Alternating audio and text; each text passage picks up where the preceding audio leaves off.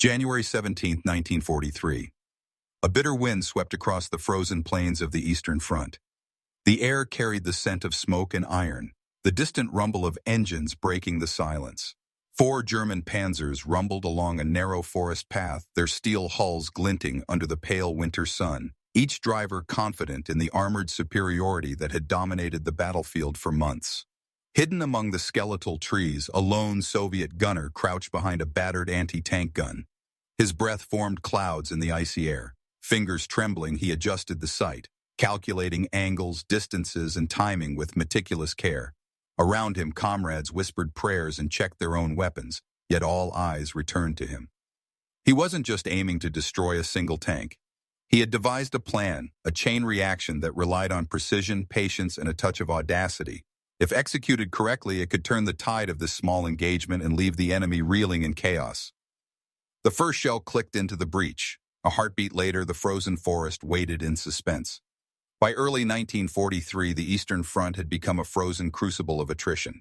The Wehrmacht's blitzkrieg momentum had slowed. Months of relentless fighting had left both sides exhausted, yet the Germans still boasted formidable panzer divisions, sleek armored columns capable of crushing defenses with speed and firepower. The Soviets, battered but unbroken, relied increasingly on ingenuity, terrain, and sheer determination to counter these mechanized juggernauts. The forested plains near Kharkov had become a lethal chessboard. Narrow paths, dense tree lines, and frozen rivers shaped every movement. Tanks, while dominant on open fields, became vulnerable in these confined corridors. Soviet infantry knew that ambushes were the only hope against the superior German armor. Every inch of snow-covered ground could conceal mines, anti-tank guns, or hidden sharpshooters. On the morning of January 17th, a German reconnaissance detachment moved cautiously along one of these narrow forest roads. 4 Panzer IIIs and IVs, each bristling with machine guns and main cannons, advanced in tight formation. Their crews, confident from months of victories, had no reason to suspect the trap ahead. Behind the trees, Soviet officers coordinated scattered units, relying on intelligence reports, maps, and the untested resolve of their gunners. Among these defenders was a young gunner, newly promoted but known for his analytical mind. He had studied previous encounters, memorized German maneuvers, and calculated that a single well-timed shell could trigger catastrophic consequences if it struck precisely. His plan depended not on overwhelming firepower, but on physics, timing, and the enemy's own overconfidence. Around him, the soldiers prepared quietly. Shovels scraped snow, gun barrels were polished, and shells were lined with careful precision. The air was tense but controlled, a stark contrast to the confident rumble approaching from the enemy side. This moment, ordinary in the endless grind of war, was about to become extraordinary. With the path cleared and the enemy advancing steadily, the gunners' calculations moved from theory to action. Every second mattered, every misstep could mean death. And yet he waited, eyes locked on the first glint of steel in the distance, knowing the next moments could rewrite the story of this small but critical engagement. The narrow forest road funneled the German panzers into a predictable line. Snow-crusted tracks marked their advance, each rumble echoing through the frozen trees. German crews, trained to expect resistance on open fields, found themselves constrained, their maneuverability limited by the dense woodland. Behind the front line, Soviet commanders recognized the advantage this terrain offered, but exploiting it required precision and courage. The gunner's plan was rooted in this understanding. He studied the terrain for days, noting every rise, every fallen tree, every curve in the road. Mines had been placed, but his strategy went further. It relied on one well-placed shot triggering a catastrophic sequence. He had observed how the tank's armor was angled, how their tracks responded to icy ground, and how closely they traveled in formation. Timing, he realized, would be everything. A single miscalculation could alert the enemy or destroy his own position. Meanwhile, German commanders assumed their path was secure. Intelligence reports had suggested minimal resistance, and the previous day's skirmishes had reinforced their confidence. They advanced with mechanical efficiency, communicating in clipped commands, trusting their armor and firepower to carry them through. Their formation, tight and disciplined, made them formidable but also vulnerable if the terrain betrayed them. Soviet artillery and infantry were positioned strategically, ready to exploit the narrow path. Every gunner understood the stakes. The panzers were not just targets, they were Simbi, poles of a force that had to be stopped to protect the frontline villages and supply routes. The young gunner adjusted his anti-tank gun, tracing angles through the crosshairs, rehearsing the sequence in his mind. Around him, comrades held their breath, knowing that the moment of truth was imminent. As the German tanks drew nearer, the frozen forest seemed to hold its breath. Shadows stretched across the snow, steel gleamed in the weak sunlight, and the tense silence of preparation met the steady rhythm of advancing engines. The stage was set for an event that could alter the tactical reality of the battle, and it would hinge on one man's ability to execute a daring and precise plan. The first tank's shadow touched the snow in front of him. Every calculation, every second of preparation now demanded perfection. The chain reaction was ready to begin. The human element of war often decides outcomes more than strategy alone. The gunner, a young soldier barely 20, carried the weight of his unit's survival on his shoulders. Months of relentless fighting had sharpened his instincts, yet fear was unavoidable. He had watched comrades fall to German shells, and the knowledge that a single misstep could cost lives pressed heavily on him. Still, in that frozen forest, he harnessed anxiety into focus. Each breath, each heartbeat became a metronome guiding his calculations. His courage was not reckless, it was methodical. Tactically, the plan was a masterclass in exploiting terrain and enemy psychology. The Panzers were powerful, but in narrow woodland corridors, their mobility became a liability. The gunner recognized that direct confrontation was suicide. Instead, he aimed to turn the enemy's own formation against them. By targeting a specific point where a collision could cascade, he sought to create maximum destruction with minimal ammunition. The approach relied on patience, observation, and the enemy's assumption that armored superiority ensured safety. In essence, it was an ambush that leveraged physics as much as firepower. The technological angle underscored the importance of precise equipment knowledge. The gunner's anti-tank gun, modest compared to the Panzer's armor, required him to calculate angle, distance, and velocity with exacting precision. Each shell had a narrow window to be effective. Likewise, understanding the Panzer's weaknesses, the location of fuel tanks, the fragility of side armor, the tendency to maintain close formation, was critical. It was technology pitted against technology, but strategy and human insight magnified its impact. Finally, leadership influenced the unfolding drama. Soviet officers had chosen to place the gunner's unit in this position, trusting his instincts and analysis. Conversely, German commanders' overconfidence, reinforced by prior victories, prevented them from scouting thoroughly or adjusting formation. Leadership decisions on both sides created the conditions for disaster or triumph. One man's precise execution, supported by sound leadership and terrain awareness, now held the potential to alter the course of this engagement. The forest waited, engines growled, snow held the echoes of an imminent explosion, and all angles, the human, tactical, technological, and leadership, were converging toward a single, fateful moment. From the enemy's perspective, the German crews were confident, trained, and disciplined. Their experience in blitzkrieg operations had conditioned them to expect victory through speed and coordination. They advanced in tight formation, trusting armor and firepower to overcome most resistance. Yet this very confidence would become their vulnerability. Close spacing, predictable movement, and reliance on visual cues made them susceptible to ambush. Overconfidence in this case was a silent ally to the young Soviet gunner. The moral angle of this encounter cannot be overlooked. War often demands acts of calculated risk, forcing soldiers to balance duty with self-preservation. The gunner understood the human cost of his plan, not just for the enemy, but for his own unit. One misfire could result in his comrades' deaths. Yet the stakes of inaction were higher. Allowing the Panzers to advance unchecked would imperil villages, supply lines, and countless lives. Courage in this moment was inseparable from responsibility. Leadership dynamics on the German side also contributed to the unfolding disaster. Battalion commanders assumed the forest route was safe, sending tanks forward without detailed reconnaissance. Orders emphasized speed over caution. Tactical rigidity, combined with overconfidence in the tank's armor, left gaps that could and would be exploited. On the Soviet side, officers relied heavily on the gunner's skill, trusting a single soldier to manipulate the battlefield's geometry. This duality of leadership, the rigid, overconfident German command versus the adaptable, calculated Soviet approach, shaped the conditions for the chain reaction. Finally, technology and terrain intersected in a decisive way. The Panzer's weight, the icy ground, and the narrow road meant that even minor impacts could cascade into catastrophic collisions. The gunners' anti-tank shells were modest, but with precise placement, they could trigger secondary effects: skidding tanks, ruptured fuel tanks, and chain explosions. In this delicate balance, physics, machinery, and human insight coalesced into a single opportunity. As the German tanks approached the critical point, all forces, human courage, tactical foresight, mechanical vulnerability, and leadership decisions aligned. The moment to act was imminent. Every factor that had been calculated, observed, and anticipated was about to collide in an instant of controlled chaos, setting the stage for a spectacle of destruction that would be remembered long after the forest fell silent.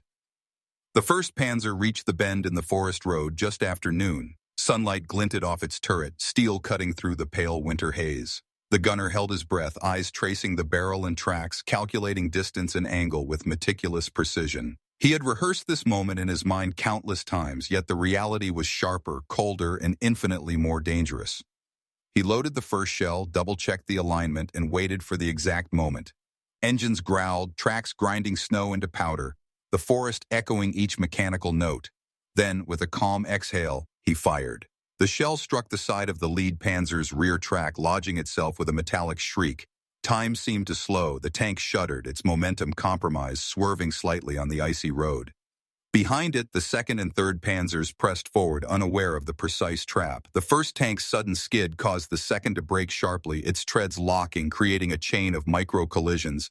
The gunner's plan, reliant on timing and physics, began to unfold perfectly. Snow sprayed, metal groaned, and the narrow corridor magnified every movement. From above, observers could see the 1st tank's turret twist unnaturally, armor scraping trees. The gunner fired a 2nd shell into the 1st tank's fuel compartment. A dull explosion followed, shockwaves shaking the forest. The 2nd tank, now trapped behind its disabled lead, collided into the 3rd with devastating force. Splintered wood, twisted metal, and snow erupted around them. The forest, once silent but tense, now reverberated with the sound of chaos. Each explosion and collision amplified the next, a controlled cascade orchestrated with a single gunner's calculation. Soldiers around him ducked instinctively, though the danger had been planned, measured, and executed. In the space of seconds, the sequence he had envisioned became reality. One shot had triggered the first movement, and physics had carried it into catastrophic consequence. 4 Panzers, instruments of intimidation, now tangled and burning, lay across the frozen road. The gunner lowered the gun briefly, heart pounding as the smoke drifted through the trees. Yet the engagement was not over. More enemy vehicles approached, and the moment demanded vigilance. The 2nd wave of explosions tore through the forest as fire leapt from twisted fuel tanks. Flames licked the snow, sending black smoke spiraling into the pale winter sky. The gunner's plan, precise in timing and placement, had escalated beyond expectation.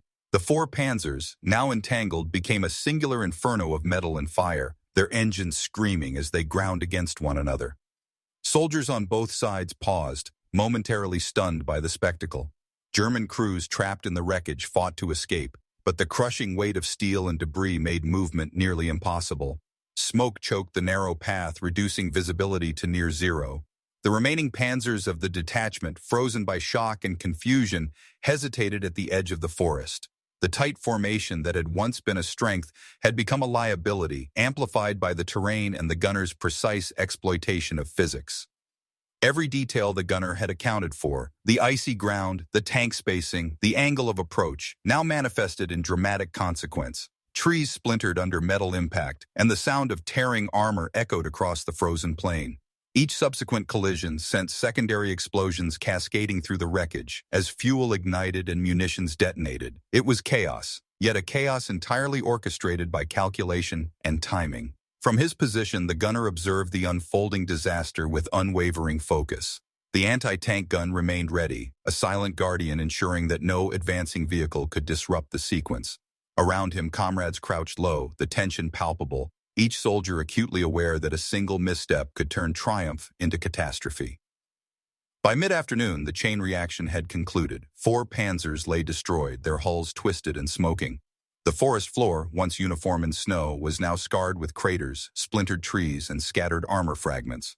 The German advance had been halted, their formation shattered, and a small but decisive tactical victory had been claimed.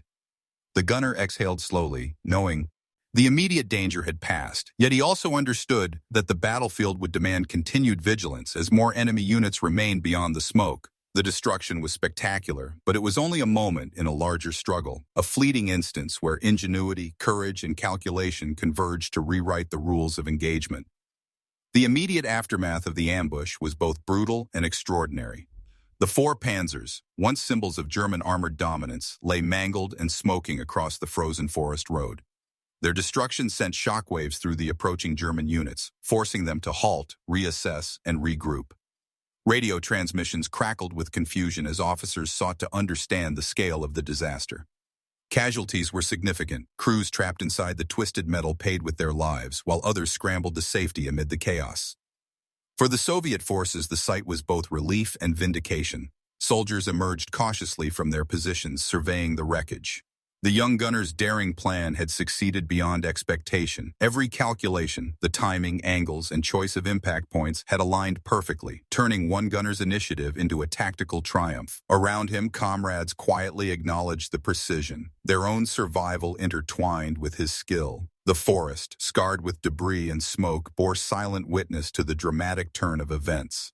Higher command soon received reports of the engagement. Dispatches highlighted the unusual nature of the incident, four Panzers incapacitated by a single calculated sequence, rather than sheer firepower. The report emphasized the effectiveness of terrain exploitation, precision targeting, and audacious planning.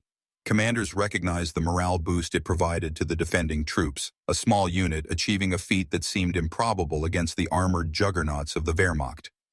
Meanwhile, the German perspective was one of disbelief and reassessment. Battalion commanders reviewed what had gone wrong, noting errors in formation, overconfidence, and failure to scout the route adequately. The incident exposed vulnerabilities in an otherwise formidable armored strategy, prompting tactical adjustments in future engagements. Soldiers who survived the chain reaction recounted the fear and chaos with stark clarity, understanding that luck had played little role. The outcome had been engineered, deliberate, and devastating. As smoke lingered over the battlefield and silence replaced the din of explosions, both sides understood the consequences. A small engagement had produced a disproportionately dramatic result, reshaping the tactical landscape of this sector and leaving a clear imprint on the memories of those who had witnessed it firsthand. In the hours following the ambush, the battlefield remained tense. German reinforcements cautiously approached, only to find the road blocked by smoldering wreckage. Their advance was delayed, giving Soviet units time to consolidate positions and prepare secondary defenses. The psychological impact was as significant as the physical destruction. Soldiers who had once feared the unstoppable advance of German armor now saw firsthand that even the most formidable weapons could be defeated through ingenuity and precision. Reports circulated among Soviet command praising the gunner's initiative. His actions were cited as an example of how individual skill, when combined with careful planning and terrain knowledge, could alter the course of a battle. Officers emphasized the importance of observation, patience, and leveraging environmental factors, a lesson that would inform subsequent operations along the Eastern Front. The young gunner, though still wary and focused, gained recognition from his peers, but his attention remained on the next potential threat. War left little room for pride. Vigilance was the currency of survival. German commanders, meanwhile, faced both frustration and urgency. Analysis of the incident revealed systemic weaknesses. Formation discipline, reliance on speed over caution, and underestimation of enemy ingenuity contributed to the losses. Tactics were adjusted in other sectors with increased reconnaissance, dispersed formations, and heightened caution in wooded terrain. Yet the memory of the four Panzers destroyed in a single sequence remained a stark reminder that technology alone did not guarantee victory. Civilian reports and later historical accounts would capture the scale of the incident, noting how a single calculated action disrupted enemy operations and delayed offensives in the area. Memoirs from survivors highlighted the chaos and disbelief that gripped the German units, contrasting sharply with the calm, methodical execution of the gunner and his comrades. By nightfall, the forest was quiet, smoke drifting into the darkening sky. The snow was stained with soot and scattered metal, a testament to the collision of human ingenuity and mechanical might. The engagement left a lasting mark, a tactical victory born not from overwhelming force, but from precise timing, courage, and the audacity to act decisively under pressure. In the quiet that followed, the forest seemed to exhale. The clash of steel, fire, and calculation had ended, leaving only smoke, snow, and the faint echo of destruction. Four Panzers, once instruments of fear and dominance, lay twisted and charred, A stark reminder that even the most formidable machines were vulnerable when human ingenuity intervened. The young gunner, hidden among the trees, had turned the predictable rhythm of mechanized warfare into a tableau of controlled chaos. This moment illustrated a fundamental truth of war. Victory often rests on more than numbers or firepower. It lies in observation, understanding, and the courage to act when every second counts. The gunner's plan was a study in precision, timing, terrain, and physics merged into a single, decisive sequence. Yet it was also a testament to human determination. Fear, calculation, and moral responsibility converged to produce a result that could not have been achieved by technology alone. Historically, this engagement serves as a microcosm of the Eastern Front's brutal lessons. Armored superiority could be neutralized by creativity and preparation. Disciplined forces could be undone by environmental awareness and daring execution. The episode left ripples beyond its immediate tactical impact, influencing Soviet defensive strategies and prompting German commanders to reconsider assumptions about terrain and formation rigidity. As snow drifted over the scarred forest, the event remained a quiet monument to ingenuity under pressure. It was not a battle that would dominate history books, but it exemplified the subtle, human-driven dynamics of warfare, how a single individual armed with knowledge, patience, and courage could reshape the battlefield. The chain reaction was more than an explosion of steel and fire. It was a reminder that even amid the machinery and chaos of war, human intelligence and resolve could tip the balance, leaving lessons etched in both memory and history.